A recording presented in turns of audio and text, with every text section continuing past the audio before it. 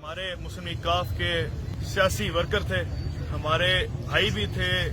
ظلم کے خلاف آواز اٹھانے والے تھے، اور یہاں پہ میرے آنے کا مقصد یہ ہے کہ جس بندے نے اس علاقے میں این-قطر میں ظلم کے خلاف اور زیادتی کے خلاف آواز اٹھائی ہے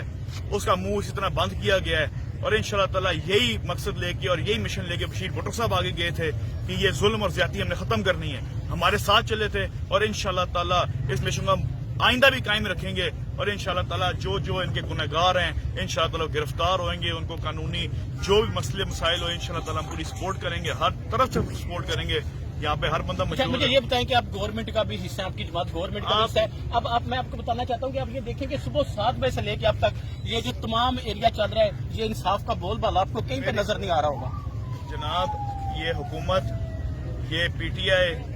یہ مجھے جو نظر آتا ہے این-قطر میں پہلی بات تو یہ نہ ہمارا پی ٹی آئی سے کوئی اتحاد ہے، نہ ہم پی ٹی آئی کو مانتے ہیں، نہ کوئی ایسی بات ہے، اور دوسری بات میں آپ کو بتاتا چلوں کہ یہ یہاں کے مقامی ہمارے سیاستدان نون لیگ کو تو چھوڑ، جب نون لیگ بیچ میں ہوئے گی پی ٹی آئی بھی بیچ میں موجود ہے، یہ ان کی نااہلی ہے کہ اس وجہ سے آج اس علاقے میں خوف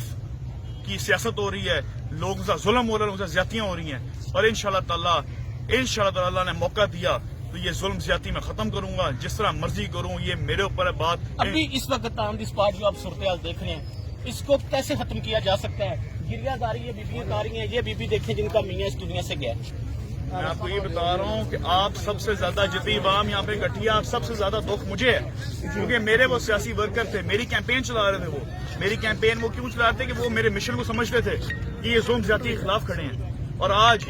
انہوں نے کیا کیا ہے کہ انہوں نے جو بندہ ظلم زیادتی کے خلاف کھڑا ہوا ہے اس کے ساتھ یہ حال کیا ہے،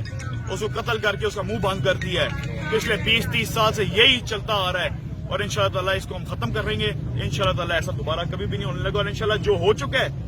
اس کا انشاءاللہ تعالی اللہ کے فضل سے میرا کام بنتا ہے، میرا فرض بنتا ہے، اگر میں نہ اس کا حساب لوں تو صاحب ابھی تک کوئی پولیس کے اعلیٰ افسران سے ان موقع پر نہیں پہنچا؟ موقع پہ بیٹھے ہوئے کون بیٹھے؟ سارے لوگ بھی ادھر کھڑے ہیں، جی ڈی پی او صاحب یہاں پہ ہیں، DPO صاحب بھی ہیں سارے۔ یہ ابھی شاید آئے ہوں۔ یہ لوکل جو پولیس ہے آپ کہہ لیں ان کی نااہلی، ملاقات ہوئی ہے ان کی ڈی سی صاحب سے، کوئی سیاسی بندہ ان کے علاوہ یا کوئی ایسا لوگ آپ کے پاس آئے ہیں؟ شاید رضا صاحب آئے ہیں، اور سرکاری کون آیا؟ ڈی پی او صاحب یہاں پہ، ڈی ایس پی صاحب، ڈی ایس پی لنگڑیال چونک کا یہاں پہ۔ ہاں جی صاحب تنویر نبی 24 نیوز سے۔ سر 2 ماہ پہلے بھی ایک وقوع ہوا ہے ہماری 40 دن پہلے 40 دن پہلے ہوئے اگر بٹر اس میں وقت ہوئے اسی کے خلاف سوال بھائی جان انہوں نے آواز اٹھائی تھی بشیر بٹر صاحب نے، اور وہی آج انجام نکلا ہے کہ حق سچ کے اوپر انہوں نے آواز اٹھائی تھی، اور آج ان کی بھی باڈی آپ اس اگر دیکھا جائے تو پنجاب میں اور بالخصوص ضلع گجرات میں مسلم لیگ کاف کا ہولڈ ہے، تو آپ کی ہولڈ کے ہوتے ہوئے ہمارا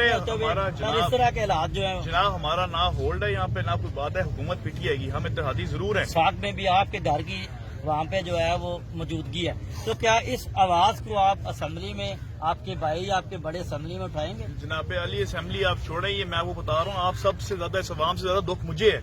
کیونکہ ہر دن میرے ساتھ جانا، میرے ساتھ فاتحہ پڑھنی، میرے ساتھ جانا، ہر جگہ ہر غریب کے گھر جانا، میرے ساتھ وہ جاتے تھے، آپ لوگوں کے ساتھ نہیں جاتے تھے، جو یہ میرے سیاسی ورکر ہیں مسلم لیگ کاف کے ورکر تھے، تو دکھ جو مجھے ہے وہ کسی کو نہیں ہو سکتا، اور انشاءاللہ تعالی آپ یقین مانیں